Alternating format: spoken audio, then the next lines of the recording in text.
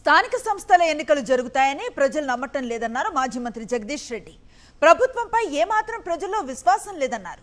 ఓవైపు కోర్టులో కేసు నడుస్తోందని చెప్పుకొచ్చారు.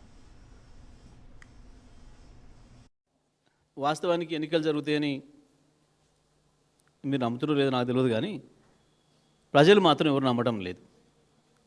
అది కూడా ఒక ప్రహసనమైంది, ఒక జోక్ అయింది. ఈ ప్రభుత్వం అంటేనే ఒక జోక్ అయింది. మొన్న ఒక పెద్ద మనిషి కలిసిండు, మాకు ఏమనుకుంటున్నారే ప్రభుత్వం మీద అని అడిగినాం. ఆయన అన్న మాట, ఇక నేను ఎక్కువ చెప్పను సారు, ఈ ముఖ్యమంత్రి దబ్బుక్కున్న తులం బంగారం ఇచ్చినా దాన్ని నమ్మి జేబులో పెట్టుకుంటూ వాళ్ళు అయితే లేరు ఎవ్వరు. తల్లి ఇది ఏం గిల్టుందో ఇది ఏం పాడైందో అని చెప్పి ఆడ వారదూపిపోతారు తప్ప నమ్మి జేబులో పెట్టుకోవాలి అయితే ఎవడు బోడు అని ఒక పెద్ద మనిషి చెప్పిన మాట. అంటే ఈ ప్రభుత్వం పైన గంత విశ్వాసం ఉంది ప్రజలకి. ఒక దిక్కు కోర్టులో నడుస్తుంది, కోర్టు చాలా స్పష్టంగా చెప్పింది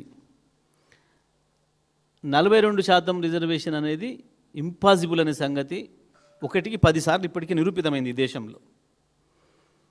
9th షెడ్యూల్లో చేరిస్తే తప్ప 9th షెడ్యూల్లో చేర్చడానికి కావాల్సిన ప్రయత్నాన్ని వీళ్ళు ఎక్కడ కూడా కొనసాగించాలి.